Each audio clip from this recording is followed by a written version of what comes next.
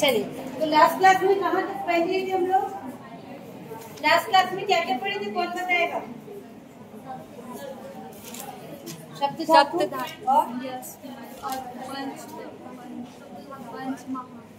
पंचमहाभूत, शब्द धातु और ये पढ़े। ठीक है, चलिए आज का नया हेडिंग है त्रिदोष। आयुर्वेद तक पढ़ रहे हैं हम लोग, है ना? जाके उसको पढ़े थोड़ा थोड़ा। वो जो यहाँ एक डायग्राम बनाया था उसको देखा। अगर आप उस डायग्राम को याद करते हो तो पॉइंट इजीली क्या कर सकते हो, लिख सकते हो। ठीक, चलिए तो आयुर्वेद में इसके पहले हमने शब्द धातु को पढ़ा, 5 एलिमेंट को पढ़ा और ये भी देखा था कि ये दोनों किससे कनेक्टेड है, त्रिदोष। क्या बोलते हैं हिंदी में इसको? त्रिदोष। मतलब हमारे शरीर के 3 दोष जिसके कारण ही हम क्या होते हैं, बीमार पड़ते हैं, अगर एक्चुअल भाषा में। ठीक, तो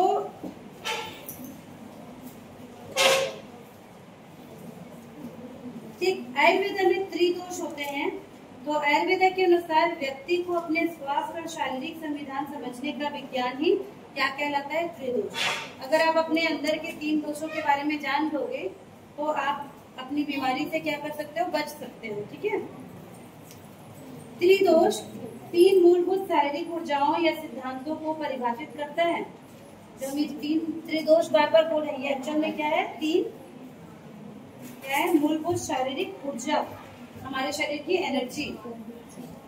ठीक है, और ये शारीरिक और मानसिक स्तर पर हमारे शरीर के कार्य को नियंत्रित करते हैं। तो कौन कौन से होते हैं, देखिए, एक को कहते हैं वात, इंग्लिश में लिखते हैं VATA, हिंदी में बोलेंगे वात, और क्या होगा, पित्त। देखिए, वात, पित्त और कफ। ठीक है, दूसरा हो जाएगा पित्त, है ना? इंग्लिश में VATA लिखेंगे, वात, पित्त, और तीसरा होता है कफ। ठीक है, ये 3 दोष, ये 3 चीजें हमारे शरीर में होती है जो हमारे पूरे शरीर को क्या करती है, कंट्रोल करती है। ठीक है, प्रत्येक व्यक्ति के शरीर में इन 3 ऊर्जाओं के बीच एक अनूठा संतुलन बना रहता है। अगर आप अपने आप को बोल रहे हैं कि मैं अभी बिल्कुल स्वस्थ हूँ, वो स्वस्थ होने का रीजन यही है कि ये तीनों चीज आपके शरीर में कैसी होंगी, बिल्कुल बैलेंस। जब ये बैलेंस बना रहता है, तो संतुलन बना रहता है, तब हम ठीक रहते हैं। ठीक है, अब इनका एक एक का हमको थोड़ा थोड़ा क्या देखना है, विवरण देखना है कि किसमें क्या होता है। ठीक, तो हेडिंग डालिए सबसे पहला वात दोष। हेडिंग डालिए वात दोष। इंग्लिश में भी वैसे लिखते हैं पूरा ना, VATA, वात दोष, TOT वैसे। ठीक, तो वात दोष वायु और आकाश तत्व का बना होता है। अब उसी ने यहाँ पर जो डायग्राम बनाए थे हमने, 5 जो तत्व थे और वो किस किस त्रिदोष से कनेक्टेड थे। अगर आपको वो डायग्राम याद है उसको जरूर याद कर लेना, तब आप बता सकते हो कि जो वात वाला जो आपका दोष है वो कौन से तत्व से कनेक्टेड है। ये आपका तत्व का बना होता है। वात काफी हद तक वायु के या हवा की तरह है। अब इसका अगर हम इसको वायु की तरह बोलेंगे तो इसका गुण क्या हो जाएगा, ये हल्का, ठंडा, शुष्क और गतिशील होता है। शरीर में वात प्रकृति वाले लोगों को ये गुण अधिक अनुभव होते हैं। जिनके शरीर में ये गुण होगा उनको ये फील भी होगा। ठीक है, उनके शरीर हल्के होते हैं, मतलब जिनका वात थोड़ा भी स्ट्रांग होगा वो लोग हल्के होंगे, उनका वेट गेन नहीं होता है। ठीक है, उनकी हड्डियां पतली होती है, कई लोग की हड्डियां पतली होती है। ऐसे नहीं करना है, अभी नहीं आइडेंटिफाई करना है, बाद में करना। उनकी हड्डियां कैसी होंगी, पतली होंगी। त्वचा और बाल शुष्क होते हैं, सूखे सूखे से दिखेंगे।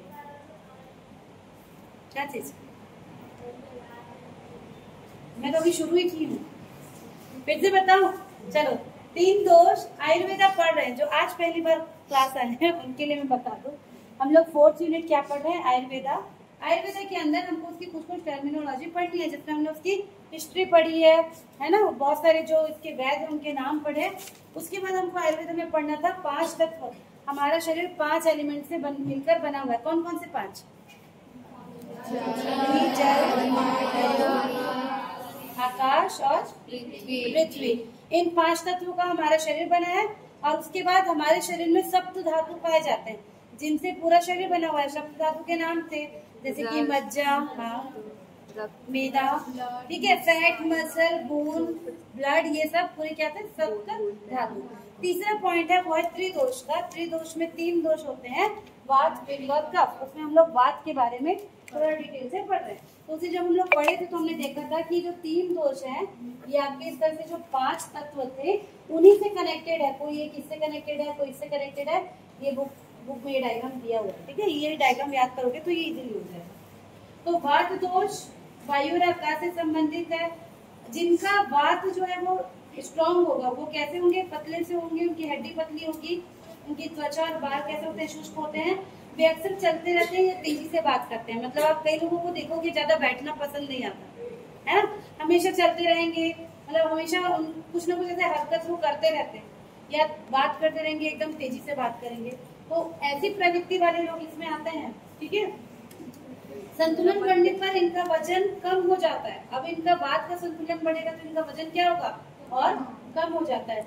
ये कब्ज अथवा अन्य प्रकार के उदर रोग से पीड़ित रहते हैं, ठीक है। तो मान लीजिए आप किसी वैद्य के पास जाओगे कि मेरे को पेट की समस्या है या पाचन की समस्या है, तो आपकी ऐसे नाड़ी चुकी ना बता देगा कि आपका वात दोष बढ़ा हुआ है, ठीक। वो लोग हर बीमारी को वात, पित्त और कफ के रूप में ही बताएंगे। अब एक एक के अंदर बहुत सारी चीजें इंक्लूड होती है, एक ही चीज नहीं होती, ठीक है। इनकी प्रतिरक्षा एवं तंत्रिका तंत्र में कमजोरी हो सकती है। इम्यून सिस्टम उनका थोड़ा वीक होगा और वात संबंधी सारे गुण उनके स्वास्थ्य में झलकते हैं। ऐसे लोग बातूनी, उत्साही, रचनात्मक और ऊर्जा बनते हैं। आपको लगेगा हमेशा एनर्जेटिक है, हाइपर टाइप के लोग इसके अंदर आएंगे। तीनों दोषों में असंतुलन बढ़ने पर ये आसानी से भ्रमित हो जाते हैं, कुछ घटनाओं से जल्दी प्रभावित होते हैं, ध्यान केंद्रित करने और बनाने में वात प्रकृति के लोगों को कठिनाई होती है। मतलब ज्यादा ये क्या नहीं कर सकते, कॉन्सेंट्रेट नहीं कर सकते। जैसे अभी मैं कुछ बोल रही हूँ, तुरंत अगर किसी को पूछूंगी तो वो नहीं बता पाएगा कि मैं क्या बोल रही हूँ, तो इनका क्या होता है, कंसेंट्रेशन कम होता है। निर्णय लेने में और सोने में भी परेशानी होती है। नींद होनी को नहीं आती जिनका दिमाग बहुत चलते रहते है ना, और ये इसी में आते हैं जिनका दिमाग एकदम रैंडम चलते रहेगा, उनको ये निर्णय लेने में परेशानी होगी और सोने में भी। ये लक्षण तब और अधिक स्पष्ट दिखाई देते हैं जब ये तनाव में होते हैं। भावनात्मक रूप से ऐसे लोगों को चिंता, भ्रम, व्यग्रता जैसी ठंडी भावनाओं से जीवन में अक्सर चुनौती मिलते रहते हैं। तो जिनको वात दोष होगा उनके ये सारे लक्षण होंगे। ऐसे लोगों के आयुर्वेदिक उपचार में संतुलन लाने के लिए ऐसी चिकित्सा विधियां अपनाई जाती हैं जो उनके शरीर में गर्मी, भारीपन, नमी और स्थिरता के घरेलू गुणों पर जोर देती है, ठीक है। तो इन्हें आहार में इन्हें पके हुए अनाज जैसे चावल, पकी हुई सब्जियां आदि के सेवन के साथ साथ मसालों के साथ गर्म दूध दिया देना चाहिए। देखो इलाज भी बता रहे हो, ठीक है। चावल वगैरह देंगे, पकी सब्जी के साथ गर्म दूध, अदरक, हल्दी और औषधि जो थोड़ा गर्मी वाली औषधि है वो इनको खाना चाहिए। और अश्वगंधा जैसी जड़ी बूटी इनके लिए लाभकारी होती है। तो ये किसके गुण थे? वात दोष। ठीक, तो क्या समझ आ रहा है? वात दोष हवा से इसको कनेक्ट कर दो, वायु तत्व से कनेक्ट कर दो। मतलब ये कहते हैं कि हल्के, पतले, दुबले, हमेशा बात करने वाले, जिनका दिमाग हमेशा चलते रहेगा, तुरंत डिसीजन नहीं ले सकते, डिसीजन सोच के भी बहुत देर में डिसीजन लेंगे, तुरंत अपना फैसला बदलेंगे, ऐसे टाइप के लोग किसमें आते हैं? वात दोष में। जैसे आप जाके वैद्य को बताओगे कि मेरे को नींद नहीं आ रही थी, फिर ऐसा हुआ वैसा हुआ, तो वो जान जाएगा इसको वात दोष, इसको ये वाली दवाई दे दो। तो दवाई में क्या डाल के देंगे? अश्वगंधा, राइट चीज है, ठीक है। चलो दूसरे आते हैं जिसको बोलते हैं पित्त दोष, ठीक है। तो आयुर्वेद में ऐसा माना गया है कि पित्त दोष अग्नि और जल तत्वों का बना हो। अब इसके अंदर कौन से तत्व आ गए? अग्नि, है ना, फायर और वाटर। ठीक, इसमें कौन से थे? वायु और आकाश, स्पेस, ठीक है। तो ये जो है पित्त दोष, ये फायर मतलब अग्नि और जल तत्वों का बना होता है। जिन लोगों में पित्त दोष प्रबल होता है उनमें अग्नि अधिक प्रबल होती है, ठीक है। साथ ही अग्नि के कई गुण प्रबल होते हैं। पित्त गर्म, तीक्ष्ण और भेदक होता है, ये कुछ हद तक अस्थिर और तैलीय होता है, ठीक है। तो इनके गुण क्या क्या होंगे? इन्हें ज्यादा गर्मी महसूस होती है। देखो अब देख लो जिसको ज्यादा गर्मी लगती है, पित्त दोष वाले हैं वो, ठीक है। नॉर्मल इंसान को नॉर्मल लगता है, एकदम गर्मी रहेगी तब गर्मी लगेगा, एकदम ठंडी रहेगी तो एकदम ठंडी रहेगी। कई लोग अभी जैसे फुक करने लगेंगे ठंडी आ गई करके, है ना। तो जिनको ज्यादा गर्मी लगती है उनको पित्त दोष हो सकता है। पित्त प्रकृति वाले लोग इन गुणों को दर्शाते हैं। इन्हें गर्मी ज्यादा महसूस होगी, त्वचा तैली होगी मतलब ऑयली स्किन होगा, आंखें भेदक मतलब बड़ी बड़ी टाइप की, और नैन नक्श तीखे होते हैं। तो देख लो भाई किसके नैन नक्श तीखे हैं, वो क्या होंगे? पित्त दोष वाले होंगे। वजन सामान्य और मांसपेशियां अच्छी मतलब मजबूत होती है, ठीक। तो ये सब उसके पित्त गुण पे डिपेंड करेगा। तीनों दोषों के बीच असंतुलन होने पर इन्हें दस्त, संक्रमण, त्वचा पर चकत्ते आदि की प्रवृत्ति दिखाई देती है। तो जिनको पित्त दोष होगा उनको जनरली क्या दिखेगा? त्वचा की डिसीज उनको देखने को मिलेगी, मतलब स्किन के ऊपर डिसीज देखने को मिलेगी, दस्त मिलेगा, इनका लीवर और स्प्लीन कमजोर होता है। देख लो भाई, किसके पास ये पित्त दोष है, उनका लीवर क्या होगा, कमजोर होगा। तो लीवर पे ज्यादा लोड नहीं डालना है। पित्त प्रकृति वाले लोग, पित्त प्रकृति वाले लोग अधिकतर स्वयं केंद्रित है ना, सेल्फ सेंटर्ड समझते हो।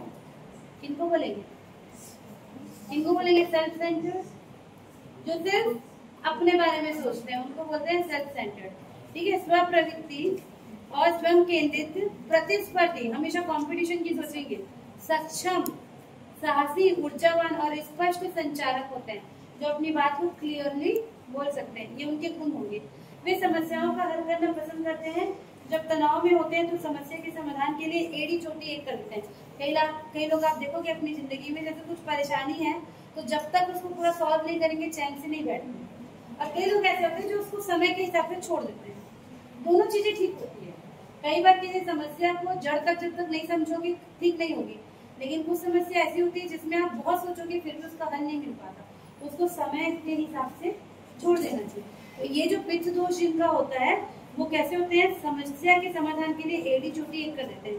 कभी कभी अत्यधिक तीव्र भी हो जाते हैं और तीखी जुबान से बात करते हैं, मतलब उल्टा सीधा बोलने लग जाएंगे। मतलब इतना उनके अंदर शुरू हो जाता है कि कुछ भी बोलेंगे, तीखी जुबान। ठीक है, अच्छे दोस्त बनाने वाले होते हैं, दुश्मनों से डरते भी हैं और सशंकित भी रहते हैं, दुश्मनों से डर भी जाते हैं। भावनात्मक रूप से इन्हें क्रोध, नाराजगी और ईर्ष्या की गर्म भावनाओं से चुनौती मिलती है। ठीक, तो अगर किसी को पित्त दोष है तो उसमें संतुलन लाने के लिए ऐसे लोगों को शीतलता, भारीपन अथवा पौष्टिक और शुष्कता विरोधी गुणों पर जोर देने के लिए कार्यक्रम, मतलब इनके लिए ये दिया जाता है। ठीक है, तो इनको आहार में कच्ची सब्जियां, पके हुए चावल और गेहूं जैसे खाद्य पदार्थ के अलावा अधिकांशतः फलियों के साथ साथ सौंफ जैसे ठंडे मसालों का उपयोग करना चाहिए। तो जिनको पित्त दोष है उनको जनरली सौंफ वगैरह खाना चाहिए। शतावरी जैसे ठंडी और मीठी जड़ी बूटी भी पित्त दोष के नियंत्रण में सहायक होती है। ठीक, एक पौधा है श्रीफणी, ये जड़ जैसे कड़वे पदार्थ भी शरीर की अग्नि को शांत करते हैं। इनके समुचित इलाज हेतु इन्हें सुगंध, गंध, रंग, मालिश और डिटॉक्सिफिकेशन, योग और ध्यान भी सम्मिलित है। तो जो पित्त दोष वाले होते हैं उनको जनरली ऐसी चीज देते हैं जो इनको थोड़ा शांत और शीतलता प्रोवाइड करे। इसमें उनको योग वगैरह भी क्या कर सकते हैं, कराया जा सकता। ठीक, इतनी चीजें किनके लिए, पित्त दोष। तीसरा होता है कफ दोष। ठीक, तो इसके भीतर जल और पृथ्वी तत्व की प्रभावता होती है। जल और पृथ्वी, ठीक, दो मेन तत्व इनके अंदर प्रभावित होते हैं। ठीक, तो इन तत्वों की तरह कफ वाले जो होते हैं वो ठंडा, नम, स्थिर और भारी होता है इनका गुण। कफ की अधिकता से शरीर में कुछ विशेष गुण जैसे भारी हड्डियां, चमकदार कोमल त्वचा, कमजोर उपापचय, मेटाबॉलिज्म और बड़े गठीले शरीर आदि प्रकट होते हैं। कफ प्रकृति वाले लोग ठंड से प्रभावित होते हैं, मतलब इनको क्या होगा, ठंड ज्यादा लगेगी। ऐसे लोगों में कफ बढ़ने की समस्या हमेशा बनी रहती है। इनके फेफड़े, श्वास नली और साइनस में बर्फन जमा हो जाता है। जैसे ही ठंड आएगी इनको क्या होता है, ठंड पकड़ लेता है। जिनको बार बार ठंड या सर्दी पकड़ती है उनको क्या बोलेंगे हम, इनको कफ दोष है। ठीक है, पित्त प्रकृति वाले लोगों में इंसुलिन का निर्माण न होने वाले डायबिटीज होने का खतरा अधिक होता है। देखो, जिनको डायबिटीज होता है वो जनरली कैसे होते हैं, कफ प्रकृति वाले होते हैं। कफ प्रकृति में संतुलन लाने के लिए हल्कापन, सूखापन तथा गर्मी के विरोधी गुणों की आवश्यकता होती है। इन गुणों को आहार तथा हर्बल कार्यक्रमों के साथ साथ सुगंध तथा रंग उपचार, विशरण, योग और ध्यान, ये सब इनको करके नियंत्रित किया जा सकता है। लाल हरी भाजी, एमेरेंथस, अनाज के साथ साथ लाल मिर्च जैसे गर्म मसालों की इनको ज्यादा आवश्यकता होती है। मतलब ऐसी चीजें चाहिए जो शरीर में क्या करे, थोड़ी सी गर्मी लाए। बहुत सारी सब्जियां तथा कम डेयरी प्रोडक्ट एवं मेवे की अनुशंसा भी इनको उपयोगी है। गुग्गुल जैसी सफाई तथा विशरण करने वाली जड़ी बूटी कफ में संतुलन लाती है। तो आप इसमें जाओगे तो अगर जो वैद्य होंगे वो आपको गुग्गुल की दवाई दोगे। रामदेव बाबा की इतनी बड़ी बोतल आती है गुग्गुल की, आप देखना, गुग्गुल और उसकी आती है किलो की, जो ठंडी में बहुत लोग खाते हैं जिससे सर्दी नहीं पकड़ती है। ठीक है, तो उपरोक्त तीनों दोषों के अध्ययन से ज्ञात होता है कि तीनों दोषों की ऊर्जाओं का संयोजन हम सभी मनुष्यों में है। ठीक है, कफ हमारी संरचना है, वात गतिशीलता है और पित्त हमारा उपापचय है। तीनों चीजें हमको क्या करते हैं, हमारे शरीर को बैलेंस करके रखती हैं। तो अगर आप कोई भी टाइप की बीमारी है तो तीनों में वात पित्त और कफ में कोई भी चीज या तो बढ़ी हुई है या तो क्या हुआ घटी हुई है। कोई चीज बढ़ी होगी तो भी बीमारी होगा और कोई चीज घटी होगी तो भी आपको ये क्या करेगा, कुछ ना कुछ बीमारी करेगा। इसलिए तीनों का बैलेंस क्या होता है, जरूरी होता है। अगर एक लाइन में हम इसका सार बोले तो क्या होगा, पित्त हमारा ऊपर बचा है, मतलब जो हमारा मेटाबॉलिज्म है शरीर का वो पित्त है, कफ हमारी संरचना है और वात हमारी गतिशीलता है जो सृष्टि में क्रिया तथा जीवन लाती है। तीनों ऊर्जाओं के बिना मनुष्य का जीवन का अस्तित्व ही नहीं हो सकता है। तो तीनों चीजों को आपको बैलेंस करके रखना है। अब आप अपने शरीर की प्रकृति के हिसाब से आप देख सकते हो कि आपके में कौन सा जो दोष है वो बढ़ा या घटा हुआ है। जिनको ज्यादा सर्दी वर्दी होती है वो क्या वाले हैं, कफ वाले हैं। जो ज्यादा एकदम हाइपर टाइप के रहते हैं, हर समय फूलते फानते रहते हैं, वो वात वाले। ठीक है, जो थोड़े शांत टाइप के हैं वो किसमें आएंगे, पित्त वाले। आप कोई भी वैद्य के पास जाओगे ना तो ऐसे यहाँ पर की नाड़ी को छू के वो बता देगा कि आपका वात बढ़ा है कि पित्त बढ़ा है कि कफ बढ़ा है कि क्या घटा है, ऐसे वो बता देगा। और उसी के अनुरूप आपको क्या करता है, वो दवाइयाँ देता है। कैसी दवाई देता है, चूर्ण के फॉर्म में, है ना। तो उसके लिए जो प्लांट भी होते हैं वो भी हमको इस चैप्टर में पढ़ेंगे। ठीक, अब उसके बाद देखो बुक में आपको मानवीय गुण, उनकी विशेषताएं और त्रिदोष के साथ कुछ संबंध भी दिया हुआ है। जैसे कि मान लीजिए आपको भारीपन टाइप का लग रहा है, ऐसे लगता है ना कि शरीर में अचानक से मुझे भारीपन सा महसूस हो रहा है, तो अगर आप इसको बोलेंगे तो इसका दोष संबंध क्या जाएगा, कफ बढ़ा हुआ है, वात और पित्त कम, तो शरीर में भारीपन पैदा करता है। नीचे की ओर इसकी प्राकृतिक ग्रोथ बढ़ने लगती है और पाचन धीरे होने लगता है। जैसे बहुत सारे ना यहाँ पर आपको दिया हुआ है, हालांकि उतना ये जरूरी नहीं है, एक दो आपस में से याद कर सकते हैं, ठीक है, बाकी उतना जरूरी नहीं है। चलिए, तो इधर त्रिदोष के अंदर आपको पढ़ना है। ठीक, अगला इसमें टॉपिक है जिसका नाम है रसायन। रसायन मतलब मैं केमिस्ट्री नहीं बोल रही, है ना, आयुर्वेदा वाला रसायन। ठीक है, मतलब आयुर्वेदा में भी रसायन का रोल है। ठीक, तो रसायन अष्टांग आयुर्वेद एक बुक थी, या तो हिस्ट्री के टाइम पे हमने पढ़ा था, एक बुक है अष्टांग आयुर्वेद, तो उसमें भी रसायन का जिक्र है। उसका एक महत्वपूर्ण भाग है। शाब्दिक रूप से रसायन शब्द का अर्थ होता है कायाकल्प या पुनर्यौवन। रसायन का जो शब्द है उसका अर्थ क्या होता है, कायाकल्प, या इसको इंग्लिश में बोलेंगे रीजुवेनेशन, मतलब फिर से क्या करना, कायाकल्प करना या पुनर्यौवन को पाना। यह शब्द रस और आयन दो शब्दों से मिलकर बना हुआ है। रस का अर्थ है सार और आयन का अर्थ है पथ।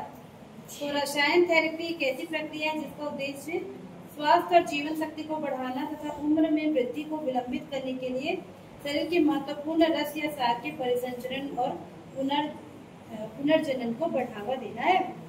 तो देखो, आयुर्वेदा ऐसा नहीं कि सिर्फ हमको बीमारी होगी तभी ठीक करेगा, है ना।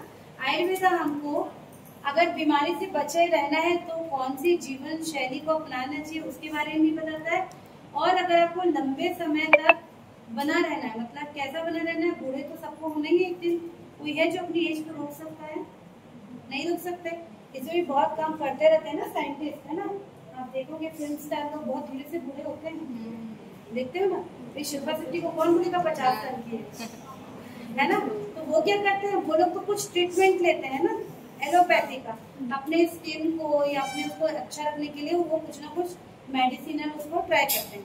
लेकिन अगर आप एक अच्छी जीवन शैली को अपनाओगे जिसमें खान पान से लेकर योग भी शामिल है, तो भी आप अपने क्या कर सकते हो, जीवन की अपनी एज को बढ़ा सकते हो। जैसे रामदेव बाबा को भी देखो, उनको देख के कोई उनकी एज को नहीं बता सकता। क्यों? क्योंकि वो रोज इतना योग कर रहे हैं, ऐसे ऐसे आसन करते हैं जो हम 19 साल की या 20 साल की उम्र में भी नहीं कर सकते। जितना वो क्या 50 साल के आसपास तो वो होंगे, उसमें वो कर लेते हैं, है ना। तो आयुर्वेद सिर्फ ये नहीं बोलता कि आप बीमार होंगे तभी आप ये सब चीजों को फॉलो करो। आयुर्वेद में है कि अच्छे जीवन शैली को अपनाने के लिए जो भी आप कर सकते हो उसको करो। उसी के एक पार्ट क्या है, रसायन। रसायन का मतलब जो आपकी क्या कर सकता है, कायाकल्प या पुनर्यौवन को ला सकता है, आपकी एज को धीरे से कम करे। ठीक है, बहुत समय तक आप अच्छे और कैसे बोलेंगे, स्वस्थ बने रहोगे। ठीक है, तो अब इसके बहुत सारे स्कोप है, रसायन के अंदर भी बहुत सारे स्कोप है, क्या क्या इसके अंदर आ सकता है। तो देखिए इसके क्षेत्र क्या क्या है। इसके क्षेत्र है, पहला होता है दीर्घायु जीवन, लॉन्गेविटी कहेंगे इंग्लिश में। ठीक है, तो रसायन उम्र वृद्धि प्रक्रिया को धीमी करने तथा जीवन को लंबा करने में मदद करता है। इसे क्या बोलेंगे? दीर्घायु जीवन। दूसरा है, इसके स्कोप है ना, दूसरा है स्वास्थ्य। तो रसायन शारीरिक तथा मानसिक स्वास्थ्य में सुधार करने का कार्य करता है। यह शरीर के रोग प्रतिरोधक क्षमता और प्रतिरक्षा तंत्र को विकसित और मजबूत करने में मदद करता है। तीसरा है जीवन शक्ति, विटैलिटी। रसायन कायाकल्प, मानसिक क्षमता और शरीर और इंद्रियों की शक्ति को अनुकूलित करने में मदद करता है। ये सब इसके क्षेत्र हैं, मतलब इसके अंदर आप इन सारी चीजों को, रसायन के अंदर इन सारी चीजों को पढ़ सकते हो और देख सकते हो। तनाव, रसायन शरीर में तनाव के स्तर को कम करने में मदद करता है। ठीक है, उसके बाद पांचवा इसका क्षेत्र है ऊर्जा का संचार। ठीक है, ऊर्जा का संचार, फ्लो ऑफ एनर्जी। रसायन के उपयोग से शरीर ऊर्जावान होता है, फलतः शरीर के सभी अंग लंबी आयु तक क्रियाशील होते हैं। छठवा है तेज दिमाग अथवा क्रियाशील मस्तिष्क, शार्प माइंड। रसायन का उपयोग मन एवं मस्तिष्क को हमेशा युवा बनाए रखता है। भूलने की आदत आदि ऐसे कई रोगों पर रसायन हमें बचा सकता है। त्रिदोष का संतुलन, सातवां है त्रिदोष का संतुलन। वात, पित्त और कफ तीनों दोषों को संतुलन स्वस्थ मानव जीवन के लिए आवश्यक होता है। रसायन इन तीनों दोषों के बीच संतुलन बनाए रखने में सहायक होता है। फिर धातु साम्य तथा धातुओं का पोषण। रसायन सप्त धातुओं अर्थात 7 प्रकार के ऊतकों को उचित पोषण प्रदान करता है। और जठर अग्नि का संतुलन, बैलेंस ऑफ डाइजेस्टिव फायर। स्वस्थ शरीर के लिए जठर अग्नि का जागृत होना अति आवश्यक है। जठर अग्नि समझते हैं? जठर अग्नि क्या होता है? डाइजेस्टिव फायर का क्या मतलब है भाई? जब आप कुछ खाते हैं तो डाइजेशन के लिए हमारे शरीर में क्या बनता है? बहुत सारे एंजाइम्स और एसिड बनता है ना भाई। हमारे स्टमक का पीएच क्या होता है? हमारे पेट का पीएच क्या होता है? हाँ, 2 के करीब रहता है। हम जो भी खाते हैं, देखो डाइजेशन तो यहीं से शुरू हो जाता है, जो यहाँ पर आपका सलाइवरी ग्लैंड है ना, जिससे थूक बनता है, यहीं से डाइजेशन शुरू होता है। जैसे ही आप चीजों को चबाते हो वहीं पर कुछ एंजाइम उसके ऊपर आते जाते हैं और डाइजेशन यहीं से शुरू हो जाता है। यहाँ से होते होते पूरी हमारी आंख तक है ना, स्मॉल इंटेस्टाइन तक उसमें डाइजेशन होता है स्टमक के थ्रू। ठीक, लेकिन स्टमक का पीएच 2 तक जाता है, बहुत ज्यादा वहाँ पर क्या बनता है? एसिड बनता है, ताकि हम जो भी खाएं वो क्या हो सके? पच सके। हमारे जीवन का सारी वही है, अगर हम जो खा रहे हैं अगर वो अच्छे से पच रहा है, किसी का अगर पाचन तंत्र गड़बड़ है तो वो शरीर उसका जिंदगी भर क्या होगा? पूरा परेशानी रहता है, मतलब उसका तबियत कोई भी ठीक नहीं रहता। सभी चीज हमारे पाचन और मेटाबॉलिज्म से ही जुड़ी हुई है। तो ये जो हमारे स्टमक में जो एसिड बनता है उसी को ही आयुर्वेद में जठर अग्नि बोला जा रहा है। मतलब जो एसिडिक इन्वायरमेंट बनता है, जो खाने को क्या करता है? अल्टीमेटली पूरा पचाता है। तो ये जो हम रसायन पढ़ रहे हैं, ये उस जठर अग्नि को भी क्या करता है? संतुलन बनाता है। ठीक है, तो अगर स्वस्थ शरीर के लिए जठर अग्नि का जागृत होना अत्यावश्यक है। इससे भूख लगती है और पाचन तंत्र ढंग से कार्य करता है। अगर आपको भूख लग रही है मतलब आपका शरीर कैसा है? बिल्कुल सही सलामत। आपको एकदम भूखड़ वाली बात नहीं, जिनको हर थोड़ी देर भूख लगती है, वो भी गलत। ठीक है, परंतु जठर अग्नि अत्यधिक तीव्र होने से भी अम्लता और गैस की समस्या होती है। अब जिनके अंदर ये जठर अग्नि ज्यादा बनेगी तो उनको क्या होगा? एसिडिटी। एसिडिटी समझते हो क्या होता है? जो पेट में जो एसिड बनता है जब वो ऊपर आने लगता है, एसिडिटी होता है। वो बहुत सारे रीजन है, यहाँ पर नीचे वॉल होता है, कई बार वो वॉल भी गड़बड़ होता है, इसलिए भी तो गैस की समस्या इससे होती है। तो रसायन के उपयोग से जठर अग्नि का संतुलन बना रहता है। ठीक, अब देखते हैं क्या होता है रसायन। तो आयुर्वेद की रसायन चिकित्सा आधुनिक रसायन चिकित्सा से बिल्कुल अलग है। जहाँ आधुनिक रसायन शास्त्र से अर्थ केवल ऐसे विज्ञान है जिसमें पदार्थ, तत्व, परमाणु और यौगिक आदि का अध्ययन किया जाता है। आयुर्वेद की रसायन चिकित्सा से अभिप्राय ऐसी चिकित्सा प्रणाली से जो शरीर में ओज मतलब इम्यूनिटी में वृद्धि करती है तथा इसके प्रयोग से व्यक्ति रोग मुक्त होकर स्वस्थ जीवन प्राप्त करता है। आचार्य चरक ने अपने ग्रंथ चरक संहिता में रसायन के गुणों का वर्णन किया। 3-4 लाइन संस्कृत के दिए हुए, जैसे दीर्घायु, स्मृति, मेधा, आरोग्यम, तरुणम, वयम, ऐसे करके लिखा हुआ है 4 लाइन संस्कृत का। किसी को इच्छा है तो याद कर लेना। उसका अर्थ बताती हूँ। महर्षि चरक ने रसायन के बारे में क्या लिखा है देखिए। रसायन लंबी आयु प्रदान करने वाला, स्मरण शक्ति तथा धारण शक्ति को बढ़ाने वाला, शरीर की क्रांति व वर्ण को निखारने वाला, वाणी को उदार बनाने वाला, शरीर व इंद्रियों में संपूर्ण बल का संचार करने वाला होता है। इसके अतिरिक्त रसायन सेवन से वाक वृद्धि, नम्रता व शरीर की सुंदरता, ये सभी गुण क्या होते हैं, प्राप्त होते हैं। अतः ऐसी औषधि जो आहार विहार दिनचर्या, जो वृद्धावस्था में रोगों को नष्ट करे, वो क्या कहलाती है, रसायन कहलाती है। ठीक, तो मान लीजिए आपको रसायन भी पूछ लिया 4 नंबर के क्वेश्चन में कि रसायन क्या है बताइए, तो पहले आपको ये वाला डेफिनेशन लिखना पड़ेगा। कौन सा? रसायन ऐसी औषधि है जो आहार विहार दिनचर्या या जो वृद्धावस्था और रोगों को नष्ट करती है, उसको क्या कहते हैं, रसायन कहते हैं।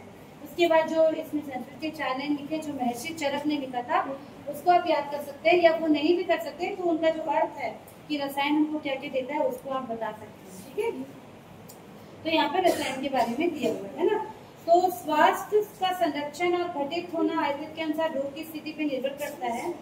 ठीक, आपको कोई भी बीमारी होगी, ये इस पे डिपेंड करता है कि व्यक्ति अपने शरीर का रख रखाव किस प्रकार करता है।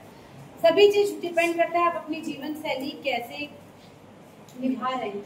जैसे आयुर्वेद में बोला गया सुबह उठ के क्या करो, योगा करो, पर आप उठ रहे हैं 9 बजे और उठते ही आपको मिल रहा है 1 कप चाय, तो ये क्या हो जाएगा, गलत जीवन शैली हो जाएगा। पहले थोड़ा सा टाइम निकाल के हमको 10 से 15 मिनट या ज्यादा टाइम निकाले तो योग करना चाहिए, फ्रेश होना चाहिए, तब हमको पानी पी सकते हैं, तब हमको बाकी चीजें पीनी चाहिए। लेकिन हम क्या करते हैं, इस जीवन शैली को नहीं अपनाते।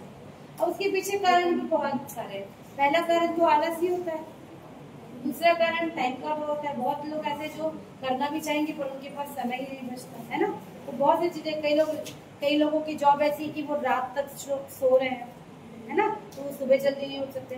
तो बहुत सारे ऐसे हमारे जीवन में चलते रहता है, जिसके कारण हम ये जो एक होना चाहिए, एक दिनचर्या है जो हमको फॉलो करना चाहिए, आयुर्वेद के हिसाब से उसको फॉलो नहीं करते। जैसे ही आप उसको फॉलो नहीं करोगे, क्या हो जाएगा, शरीर को डिसबैलेंस होना ही है। ठीक है, जैसे आयुर्वेद में बोलते हैं जो नाश्ता है वो हमको हैवी करना चाहिए, दोपहर का खाना उससे थोड़ा कम, और रात को जितना कम हम खा सके, ऐसा बोलते हैं ना भाई। रात को आप जितने जल्दी और जितना कम खाओगे उतना एक्टिव आप दूसरे दिन सुबह रहोगे। पर अगर हमारी दिनचर्या को देखिए तो बिल्कुल हम लोग उससे उल्टा चल रहे हैं। जैसे मैं अपना बताऊं, मैं रोज दौड़ते भागते नाश्ता करती हूँ, कभी कर पाती हूँ कभी नहीं कर पाती क्योंकि टाइम ही नहीं। फिर दोपहर को भी टिफिन लेके आते हैं तो बिल्कुल लिमिटेड, आराम से खाने को मिलता है कब, रात को, जो क्या है बिल्कुल आपका जो सिस्टम है उसके उल्टा। इसी कारण हम क्या होते हैं, हमेशा बीमार। ठीक है, चलो, किसी भी व्यक्ति की प्रकृति अथवा शारीरिक गठन इस बात पे निर्भर करता है कि उसकी भोजन, उसकी आदतें और उसका दिनचर्या कैसा है। पौष्टिक भोजन को आजीविका का रसायन माना जाता है, अतः लोगों को स्वस्थ खान पान की आदत डालनी चाहिए। आयुर्वेद के अनुसार दूध, घी, मक्खन तथा शहद भोजन में अवश्य ही सम्मिलित किया जाना चाहिए। घी खाना ही चाहिए बोलते हैं, घी से मोटे नहीं होते हैं, गलत बात। घी बल्कि आपका जो आप सब्जी में जो तेल डालते हैं उससे कई गुना ज्यादा घी होता है, जो खाने चाहिए। दूध, घी, मक्खन और शहद ये भोजन में अवश्य शामिल करना चाहिए। इस प्रकार ऐसी कुछ अजीविका रसायन को भोजन में अभ्यास के तौर पर हमको रोज यूज करना चाहिए। ठीक है, इसके अलावा विशेष आयु समूह के लिए निर्धारित भोजनादि एवं रसायन का उपयोग दीर्घायु होने की संभावना को बढ़ा देता है। ठीक, अब देखिए रसायन से भी क्या किया गया है, वर्गीकरण किया गया है, अलग अलग इसको वर्गीकरण किया गया है। जैसे प्राचीन आयुर्वेदिक ग्रंथ में रसायन को अनेक प्रकार से वर्गीकृत किया गया है। सबसे पहले on the basis of physical properties, भौतिकी के आधार पर, है ना, फिजिकल अपीयरेंस के आधार पर रसायन को हम कैसे बांट सकते हैं। फिजिकल अपीयरेंस मतलब वो कैसा दिखेगा उसके आधार पर, है ना, भौतिक गुणों के आधार पर रसायन को 3 तरह से बांट सकते हैं। पहला होता है द्रव्यभूत रसायन और दूसरा होता है अद्रव्यभूत रसायन। ठीक है, द्रव्यभूत मतलब मटेरियल रसायन, अद्रव्यभूत मतलब नॉन मटेरियल। तो द्रव्यभूत रसायन में क्या आएगा, ऐसे भौतिक पदार्थ होते हैं जो भोजन, आहार और पोषण पर आधारित होते हैं। इसी के अंदर आपका क्या आएगा, घी, दही, लस्सी, छाछ, मक्खन, खजूर, आम, अश्वगंधा, ब्राह्मी, शंखपुष्पी, ये सब किसके आ रहे हैं, द्रव्यभूत रसायन के अंदर आते हैं।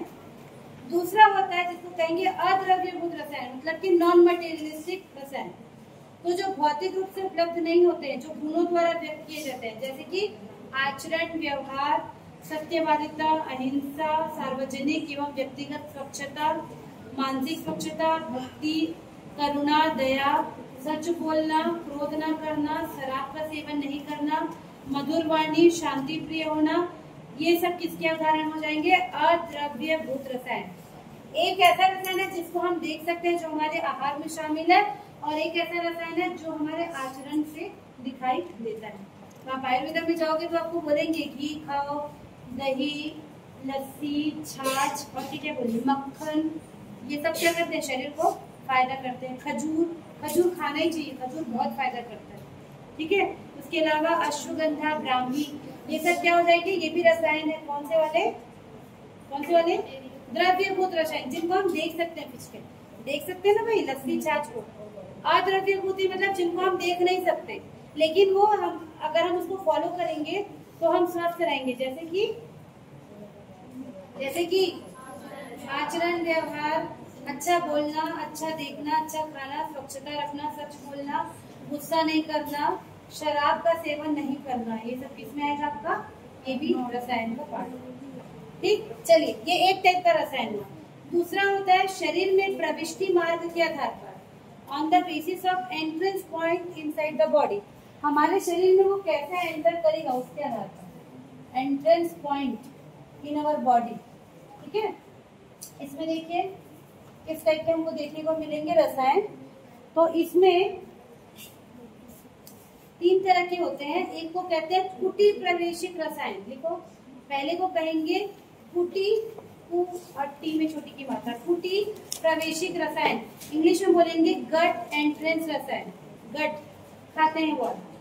दूसरा होता है वातविक रसायन, वातविक मतलब कि इंग्लिश में बोलेंगे एरेटेड, जो हम हवा से लेंगे।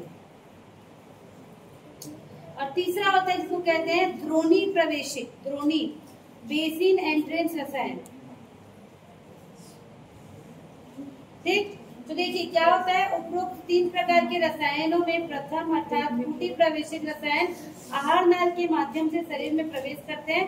तो जो भी चीज हम खाते हैं, फिर से इसका एग्जाम्पल वही सब आ जाएगा आपका, घी, दही, लाख, छाछ, लस्सी वाला, ये सब किसमें आ जाएगा? कुटी प्रवेशिक, जो हम अपने एलिमेंट्री कैनाल से, गट से जो हम अंदर लेते हैं, ठीक है। ठीक, दूसरा हो जाएगा वातवीय, मतलब जो रसायन जो स्वतंत्र तंत्र के माध्यम से हम इनहेल करते हैं, जो हम सांस लेते हैं, ठीक है। तो जैसे कि एरोमा थेरेपी होती है ना, जिसमें ग्रहण किए गए रसायन धूप और हवन के धुएं के माध्यम से हम क्या करते हैं? प्रवेश करते हैं। जैसे आप किसी वैद्य के पास जाओगे तो अगर आपको कोई परेशानी है तो पहले तो खाने का देगा, कई बार कुछ ऐसे सूंघने का भी देते हैं, जो नाक से अंदर जाएगा, ठीक है, उसमें आ जाएगा आपका वातवीय वाला, ठीक है। तो औषधीय रसायन को धुएं के रूप में क्या करते हैं? ग्रहण करते हैं। द्रोणी प्रवेशिक रसायन शरीर के बाह्य भागों से ग्रहण किए जाते हैं, जनरली ये त्वचा के माध्यम से या स्नान करके पानी के माध्यम से लिया जाता है। जैसे कि अगर आप हर्बल बाथ लेते हैं या तैलीय मसाज लेते हैं, क्रीम अथवा लेप लगाते हैं, वो सब क्या हो जाएगा आपका? क्या हो जाएगा? द्रोणी या फिर बेसिन एंट्रेंस। जैसे मान लीजिए आपको कोई स्किन की डिसीज हुई है, स्किन के ऊपर कोई बीमारी हुई है, अब अगर आप एलोपैथी वाले डॉक्टर के पास जाओगे तो वो दवाई देगा और क्रीम देगा। भाई अगर आप आयुर्वेदिक डॉक्टर मतलब वैद्य के पास जाओगे तो वो भी कुछ खाने को देगा। तो जो आप खाओगे रसायन के माध्यम से, उसको क्या कहेंगे? गट वाला, क्या बोलते हैं उसको? कुटी प्रवेश। अगर वो आपको स्किन के ऊपर कुछ लगाने को देगा, कुछ मालिश करने को या कुछ नहाने के पानी में कुछ डाल को देगा, तो उसको हम क्या कहेंगे? द्रोणी प्रवेशिक रसायन, ठीक है। इस तरह से ठीक। तीसरे टाइप का रसायन है जिसको कहते हैं लक्ष्य के आधार पर, on the basis of goal, लक्ष्य के आधार पर, ठीक है। ये टाइप्स में भी रसायन के, on the basis of goal, ठीक। तो लक्ष्य के आधार पर रसायन को फिर से बांट सकते हैं। तो ये भी 3 टाइप के होते हैं। एक को कहते हैं काम्य रसायन, ठीक। दूसरा होता है नैमित्तिक रसायन, इंग्लिश में वही काम्य, नैमित्तिक। और तीसरे को कहेंगे आजीश्रिक रसायन। 3 तरह के रसायन, किसके आधार पे? लक्ष्य के आधार पे। क्या क्या नाम? काम्य, नैमित्तिक और आजीश्रिक। तो काम्य रसायन क्या होता है? काम्य रसायन समग्र मानव कल्याण को बढ़ावा देने और बीमारियों के रोकथाम के लिए होता है। नैमित्तिक रसायन विशिष्ट स्वास्थ्य स्थितियों या लक्षण जैसे कि बुखार, पीलिया या अन्य पाचन संबंधी विकार को ठीक करने वाले रसायन होते हैं। और आजिश्रिक रसायन बुढ़ापा रोधी तथा कायाकल्प के लिए एवं युवा जीवन शक्ति को बढ़ाने के लिए उपयोग में लाया जाता है।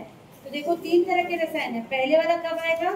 जब आपको कुछ नहीं हुआ है मानव कल्याण के लिए। दूसरा, जब आप बीमार है किसी भी वजह से तब दिया जाएगा। और तीसरा क्या? बुढ़ापा रोधी, मतलब यौवन काल बना रहे उसके लिए। ठीक। चौथा, प्रकृति के आधार पर बांट सकते हैं, on the basis of nature. रसायन के टाइप है, इसको 4 नंबर में पूछता है। On the basis of nature, प्रकृति के आधार पर रसायन को कैसे बांटेंगे? तो प्रकृति के आधार पर भी 3 टाइप से बांटते हैं। एक को कहेंगे आहार रसायन, मतलब फूड रसायन। दूसरे को कहेंगे औषध रसायन, मतलब फार्मास्यूटिकल रसायन। और तीसरे को कहेंगे आचार रसायन, मतलब कि कंडक। अचार खाने वाला नहीं है, आचार विचार वाला। ठीक है। तो आहार रसायन भोजन अथवा पोषण के माध्यम से ग्रहण किए जाते हैं। ठीक, फिर से वही आ जाएगा दूध, दही, मक्खन वाला एग्जाम्पल। औषध रसायन का उपयोग भोजन के रूप में नहीं बल्कि औषधि के रूप में होता है, जैसे कि अश्वगंधा, ब्राह्मी, शंकुपुष्पी, ये सब। इसी प्रकार आचार रसायन क्या होता है? भौतिक रूप में नहीं होता। इसमें क्या हो जाएगा? आयुर्वेद के आपके जो नियम कानून है, जैसे कि सत्य बोलना, झूठ न बोलना, अहिंसा, सामाजिक नैतिकता रसायन में सम्मिलित है। ये सब किसमें आएंगे? आपके आचार रसायन में आएंगे। ठीक है। 5वां टाइप है प्रभाव के आधार पर, on the basis of effect. चौथा हो गया। 5वां है on the basis of effect. प्रभाव के आधार पर रसायन को कितने टाइप से बांट सकते हैं? तो 2 टाइप से बांट सकते हैं। एक को कहते हैं संशोधन रसायन और एक को कहते हैं संस्मरण रसायन। संशोधन और संस्मरण। संशोधन मतलब मॉडिफिकेशन रसायन और संस्मरण मतलब मिटिगेशन। तो संशोधन रसायन शरीर में उत्पन्न व्याधि अथवा असामान्य लक्षणों वाले अंगों या ऊतक अथवा तंत्र में बदलाव अथवा रूपांतरण के माध्यम से शरीर को रोग मुक्त करता है। और संस्मरण रसायन शारीरिक अंगों पर प्रभाव नहीं डालता बल्कि दूसरे हानिकारक तत्व अथवा विष के प्रभाव को दमन कर प्रभावित व्यक्तियों को स्वास्थ्यगत लाभ पहुंचाता है। तो इस आधार पर भी रसायन को 2 भाग से बांटा गया है। ठीक। उसके बाद 6वां है सप्त धातु के आधार पर। रसायन को हम फिर से क्या बांट सकते हैं? सप्त धातु के आधार पर। 6वां, ऑन द बेसिस ऑफ सप्त धातु। सप्त धातु के आधार पर भी रसायन को बांटा जा सकता है। तो कौन कौन से हो जाएंगे? सबसे पहले रस रसायन, रक्त रसायन जो सप्त धातु से उन्हीं का नाम आ जाएगा, मेद रसायन, मांस रसायन, मज्जा रसायन और शुक्र रसायन। तो सप्त धातु के 6 पॉइंट है ना, वो 6 यहाँ पर है। ठीक। तो इतने आपको रसायन के टाइप्स है ना, किस किस आधार पे हम उसको बांट सकते हैं, तो वो है। ठीक है। तो पूछता है क्लासिफिकेशन ऑफ रसायन बताइए, रसायनों का वर्गीकरण बताइए, ऐसे पूछेगा।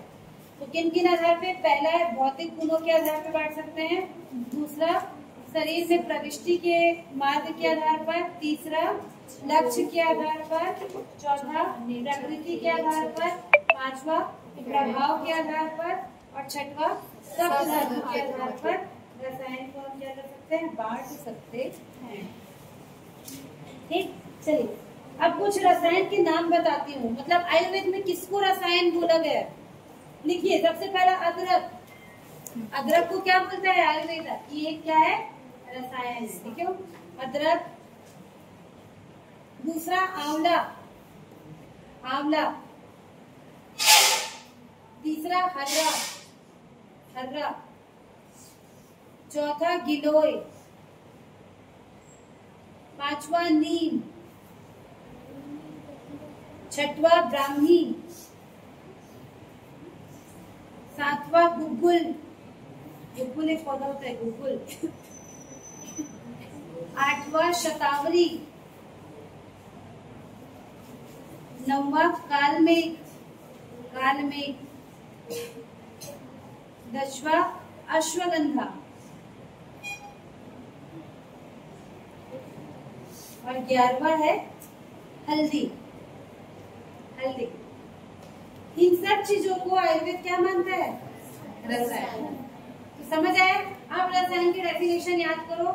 ऐसा कोई भी चीज जो हमारे शरीर को क्या करे, ठीक करे, वो सब क्या आएगा, रसायन। ठीक, तो जैसे अगर आप अदरक को लोगे, अगर आप अदरक रोज खाते हो तो ये पाचन, सूजन रोधी और सर्दी में उपयोगी होता है। अगर आप आंवला खाते हो तो ये विटामिन ई, एंटीऑक्सीडेंट और कायाकल्प गुणों से भरपूर होता है। आपने सुना भी होगा आंवला को खाना चाहिए, बहुत फायदा करता है।